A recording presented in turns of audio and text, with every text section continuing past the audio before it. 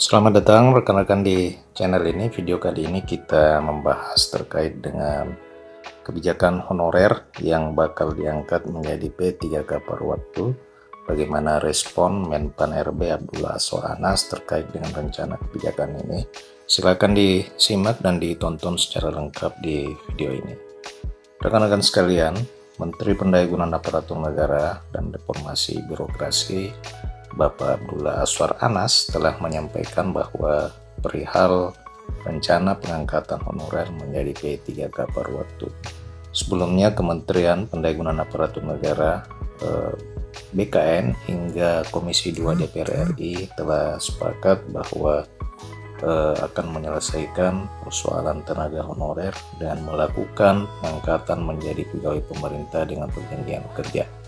Bahkan pengangkatan honorer menjadi P3K akan diselesaikan di dalam seleksi calon aparatur sipil negara pada tahun 2024 ini. Di samping itu, DPR dan pemerintah juga telah menyepakati Undang-Undang ASN tahun 2023, di mana di dalam Undang-Undang ASN nomor 20 tahun 2023 tersebut telah ditegaskan bahwa penyelesaian persoalan tenaga honorer itu paling lambat dilakukan pada bulan Desember tahun 2024. Selain itu, di dalam seleksi P3K tahun 2024 juga akan fokus pada penyelesaian persoalan tenaga honorer.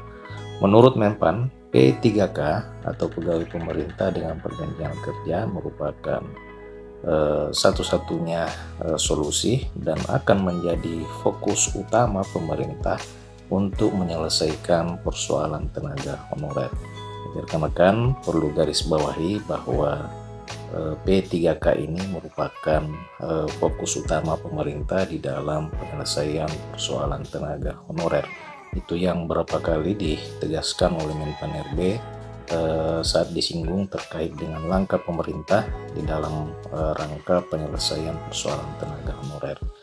Anas menyebutkan bahwa seleksi P3K ini akan menjadi fokus utama pemerintah untuk melakukan penataan pegawai non-ASN di instansi pemerintah, baik yang berada di instansi pemerintah pusat maupun pemerintah daerah.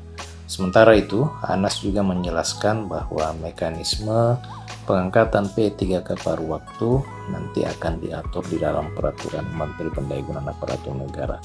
Nah, rekan-rekan, untuk kebijakan pengangkatan honorer menjadi P3K paruh waktu memang secara rinci belum diatur di dalam Undang-Undang ASN nomor 20 tahun 2023.